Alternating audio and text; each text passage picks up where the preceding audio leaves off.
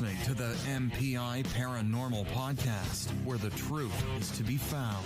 A podcast exploring all things paranormal, hauntings, UFOs, crypto, the unknown.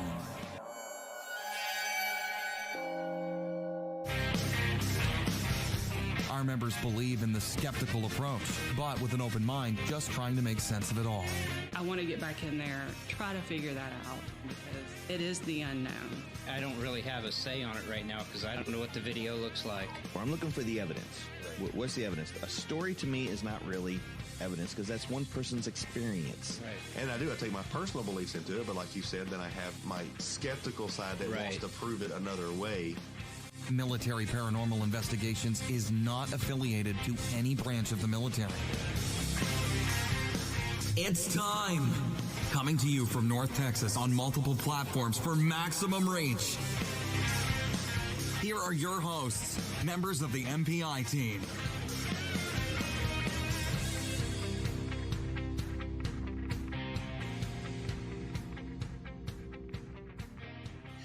And welcome to Military Paranormal Investigations Skype podcast, our second Skype podcast that we're going live. My name is Rob.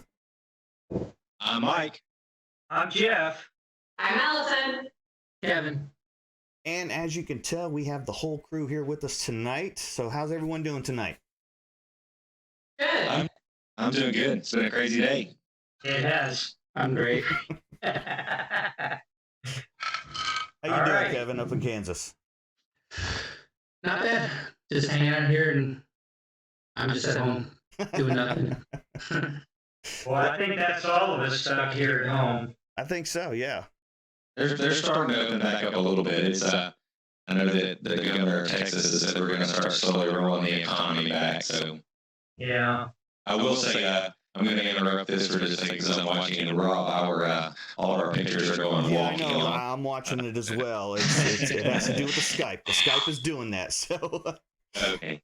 the only one that's first not I wanna- is Mike's or Jeff's. First, I just wanted to say, again, we are not affiliated with any branch of the military. You can always find us on Facebook, Instagram, Twitter. Facebook, sorry. There you go. YouTube. You can also find me on undiscoveredorigins.com and the Facebook and Instagram there as well. And on the streaming platforms, of course, you got Facebook Live. You have YouTube Live as well. We have also Mixer, Twitch, D Live, and Mob Crush. Those are the ones that we're broadcasting on. So you can find us on any of those. But if you're watching us and you want to ask us a question, of course, always Facebook Live. Jeff is watching that one, or on the Undiscovered Origins. Mike's is watching that one, and I'm watching YouTube. So if you have a question for us or something you want us to answer on the podcast, just go ahead and give us a shout out, and we'll be able to do that. Yeah, last week we got a pretty good bit of interaction with some really good questions. So again, you guys don't be bashful. Make sure you send them along, and we will do our best to make sure we're getting them all answered on here. Yeah. All right, I'm going to do the technical stuff. You guys go ahead with the show. I'm going to try and get these pictures up and running better. All right, Mike, so, I thought you were leading this one. Well, yeah, but I'm also doing the technical stuff. So Jeff, what were you saying there? oh, I was going to say we got to make sure that we say we're not affiliated with any branch of the military. So we got to get our disclaimer out there. That is correct. So tonight, I guess we're going to be talking a little bit about, we started out being like Hawaiian folklore, but I think we kind of moved more to Pacific Islands, Polynesian type folklore. There's a lot of folklore that comes out of that part of the country, out of the world. And a lot of it is interrelated. Some of the stories as humanity progressed on during the early settling days, those stories would kind of get modified as they moved on to the different islands, as they moved further east and into different areas. Right. So I think that it's pretty interesting how some of that goes. And I can't get my outline up here, so somebody that's got that is going to have that. Well, okay. The reason Kevin is here on this podcast with us, he's a former member with us up in Kansas right now, but he's actually from Hawaii, so he has some of those Hawaiian folklores. So he's going to be kind of our expert tonight. I went up for his, I guess, your retirement, and I met his uncle, and they just told me all sorts of Hawaiian folklore, and I was just in tune. I was like, wow, we really got to get you guys on a podcast or something like that. So finally talked Kevin into it. We've been trying to do this for quite a while, so I hope you're ready, Kevin. Yeah, I am. I mean, it's just, when you were here in December, a lot of those stories I've heard from my grandparents, from my aunts and uncles in Hawaii, some from my dad. So a lot of it, a lot of it is interesting. A lot of people probably say, oh, that's not true, that doesn't happen. But I don't know, just growing up with it, it's pretty convincing. I believe it. Well, and to me, I kind of relate it to, like Native American legends and things like that. They have their beliefs, and that's their beliefs. And we come in and we say, oh, well, this can't be, that can't be. But that's part of their culture, their way of life, and who are we to actually kind of judge that and take that away? Exactly. But yeah, there's a lot of these folklores and myths and everything. A lot of it is pretty much the same, no matter if it's Polynesian, Hawaiian, Native American. It's just the names are different. Yeah. Right, and that's what I was. Oh, I'm sorry, Mike. Go for it. I was going to say, if you guys are watching this, as it's coming through, we apologize. There is a little technical difficulty with Skype, as Rob is trying to get them fixed, but I think he keeps reverting back as soon as he does. So anyway, he's trying his best to get that rolling there, but he's outside of adjusting the photos there. So, all right, who has the outline pulled up? Oh, well, I do. So go for it. There you go. Go ahead, Rob. No, I was just going to say. I was going to say, on our show today, we were going to start out with talking about the folklores of the Pacific Islands, look at some of the mythology, the foundations of religions and myths, and maybe some of the origins, talk about major gods and major themes and myths, Hawaiian legends. That's where Kevin's going to come in and give us some good stories that he can share with us. And then talk about some Guam legends. I think, Rob, you got some information for one of your students, correct? Yeah, I sure did. Okay. Well, very good. I have no clue. This is the worst this has ever been as far as the cameras. I don't know what it's doing. It just jumps around there. You'll make them the right size, and then bam, make them the right back. So I'm gonna try and leave it here, see what happens. All right. Mine's the only one that's good. Sorry, people. I don't know what to tell you. Probably because I'm not using the Skype cameras. Hey, baby. All right, so yeah, like you were saying that we were going to do some Polynesian mythology, kind of like the foundation of it, where it's based from, how it came from over from Southeast Asia, and then how the legends just kind of grew based on the area and the culture, how they separated between the different Polynesian islands. And that's basically all we were talking about. I guess the Polynesian mythology, I guess you can look as the meaning is just how they talk about the oral traditions that the Polynesian people have. And for those of you that don't know, the Polynesian triangle, as they would call it over there, extends from Midway to north of New Zealand all the way over to Hawaii. And there's hundreds and hundreds of islands separating that area. So imagine Allison's favorite game, the telephone game, how it jumps from island to island. And that's basically, from my study and take on this, is how it's actually progressed, I guess you could say, from island to island, from different types of cultures, depending on the environment that they're in.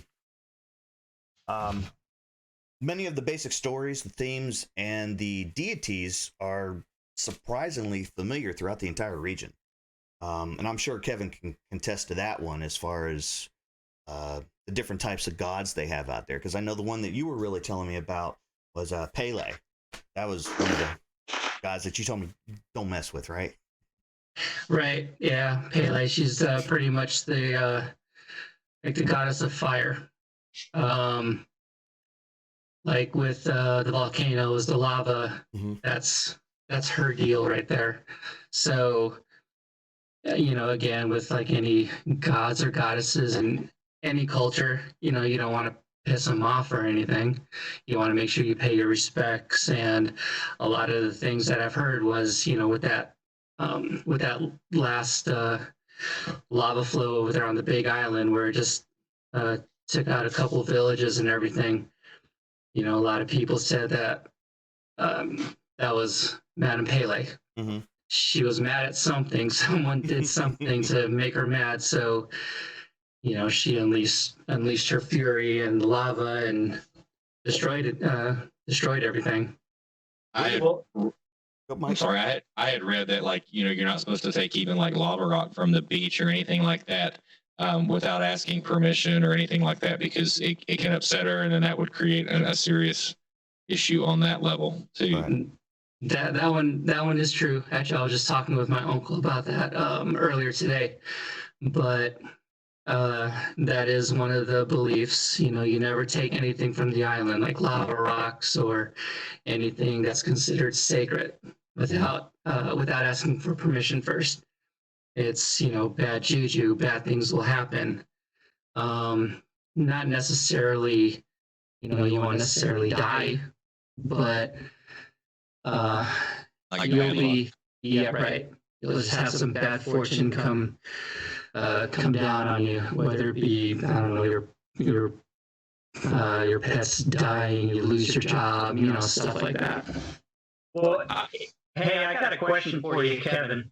Do you see that, like, in a lot of things, you see the older people follow that kind of tradition and thoughts and theories? Do you see the younger kids today still involved in that kind of thought process and all of that, or are they going away from that? It all depends on how they were brought up, because a lot of my younger cousins, they still believe that. They still have that belief and all that teaching from my aunts and uncles over there on Maui. Right. But I have talked to some of the airmen here on base. They're a lot of the stuff that that we know they've never really heard of, or they're kind of that's just an old wives' tale. It's yeah. So, but it's a hit and miss. I think it's a 50-50 thing. Yeah. Okay. Well, I was going to back up just a second here, and I had a couple of notes, and this came from mythicalrealm.com, but it kind of explained a little bit more in depth about Pele. It says she was a Hawaiian goddess of the volcano, or Polynesian goddess of the volcano. She was born Hanamea, part of Tahiti, a family of 6 daughters and 7 sons. And let's see here. The number of variations on how she first came to the Hawaiian Islands, the most common relates that she was exiled by her father because of her temper. The final straw being a fight with her elder sister, water goddess, and I'm not even going to try to pronounce that name. Namaka. Where is it? I can't. Whose husband Pele, who she had seduced. Her older brother, the king of the sharks, gave her a great canoe upon which she and her brothers traveled far from home over the wide expanse of the seas, sailing on the great canoe until eventually found Hawaii. The whole time she's battling her sister, who is the sea goddess. And there was when she got to Hawaii, she used her, and Kevin correct me, pa'oa or oa stick on Kauai, striking deep into the earth, but was attacked by her eldest sister and left for dead. She was able to recover and flee to Oahu, where she dug several fire pits, including the crater we now call Diamond Head in Honolulu. After that, she left her mark on the island of Molokai before traveling further southeast to Maui and creating the volcano there. So it's kind of like a progression of the islands as the way the islands are almost in size and shape there.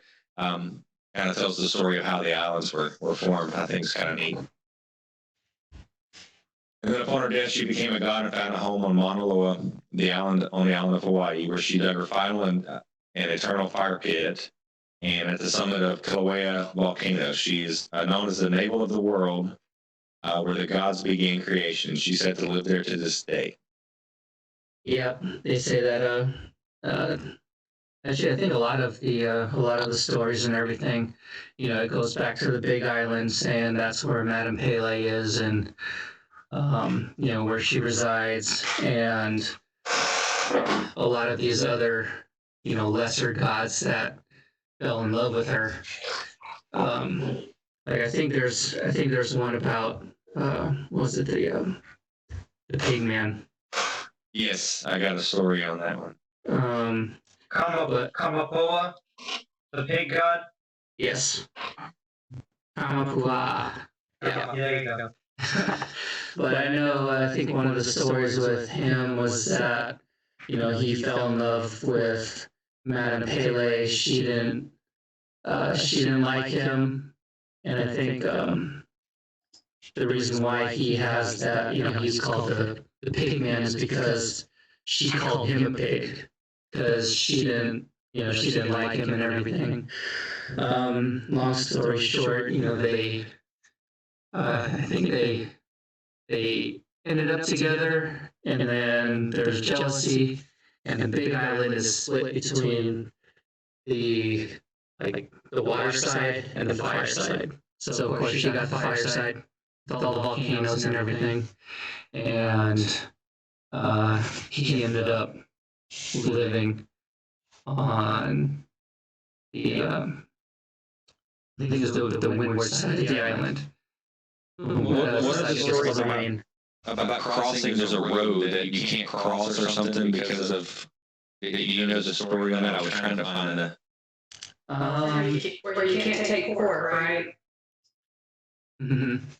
Yeah, let's see. I don't remember hearing a lot about that one growing up, but I think it's called the Poly Highway, I think. Mm-hmm. But that's like the border between like his side and her side.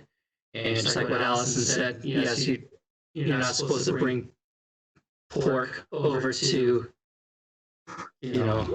one side because that'll make them mad and everything. And I'm not sure what'll happen, but can't be good. I think what I read was like your car will stall. Mm-hmm. Like if you're carrying the pork and you cross over, like your car will stop, and we're trying to stop you from taking it. Is that right? Right. Yeah. What I got here, it says the stories vary, but the classic legend is one that one carries pork of any kind over the old Pala Road by automobile. The automobile would stop at a certain point on the way and not restart until the pork was removed from the vehicle. So that's the story they talk about. I do have something on my notes where it says that a dog will appear on the bridge and you have to stop and feed the dog pork. That would be interesting. Yeah. Let's see. There's a bad echo with everyone right now. My Skype call is bad. Yeah, the feed is really bad, and I apologize to everyone that's watching. It's pretty rough. Yeah, it's really rough right now. I mean, the Skype call that they were currently on, I can see y'all here on real time. It's where it's crossing over into the live feed. Yep. If that makes any sense. So. Yeah. Because we can hear us just fine. I guess it's our audience out there that's having a hard time because it is a bad thing. Well, we will have this. I am also recording this audio, so if you're not able to catch this because of the connection tonight, we will put this up, the audio up on our podcast that you can go check out as well. Exactly. So what's next on there? Well, basically, we were talking about how, because I was going to ask Kevin about this one with the religion. Is is it Polynesian, or is it, what do they call it? Anonism? The belief or worship of more than one god? Do a lot of Hawaiians have that belief? Or is it more of a traditional religion?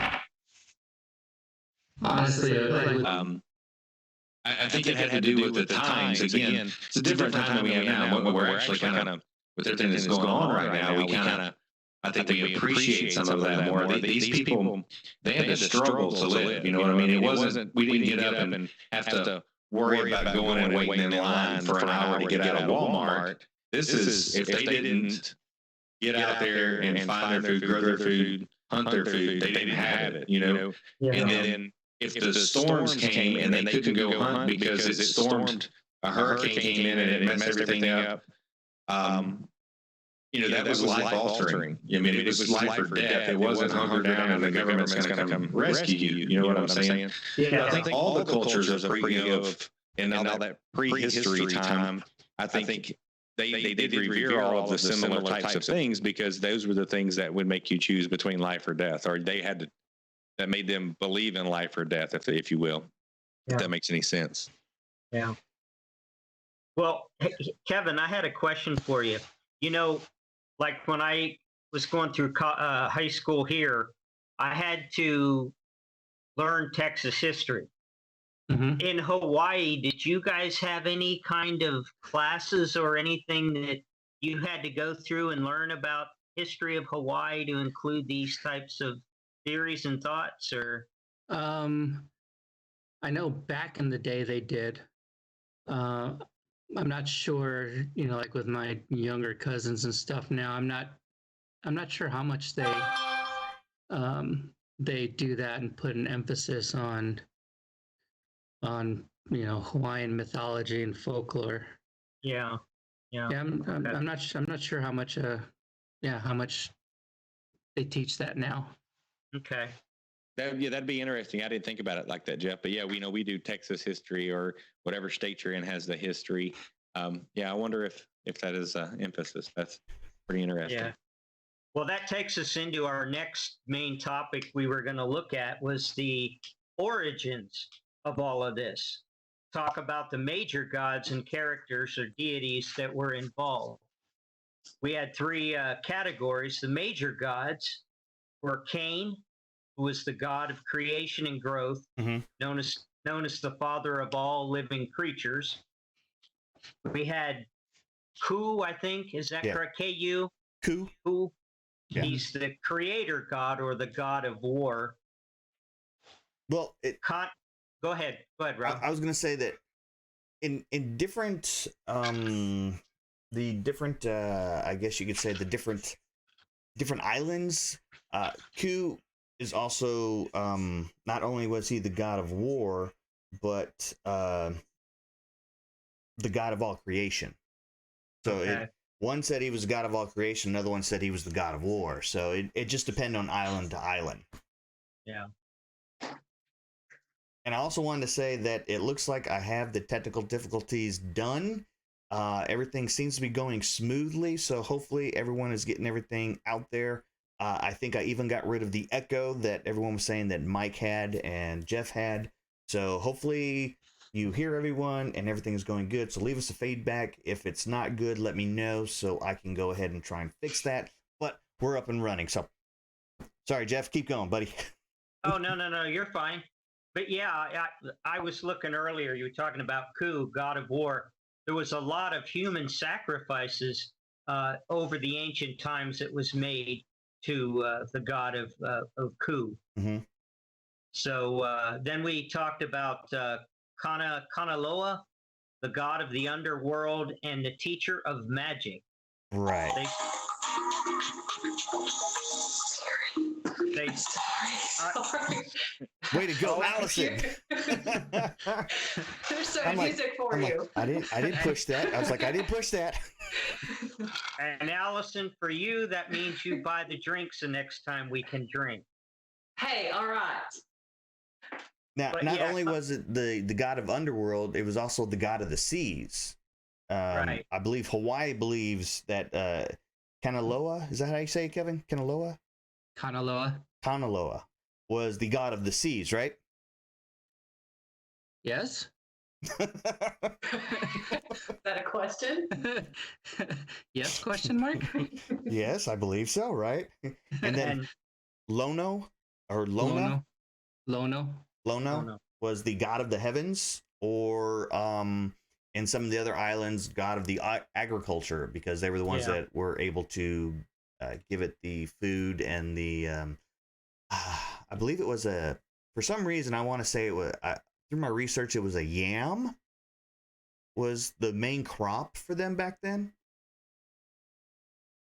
I can't remember. Yeah, sure. But come on, Kevin, you're supposed to be our expert here. I never said I was an expert. You lived there.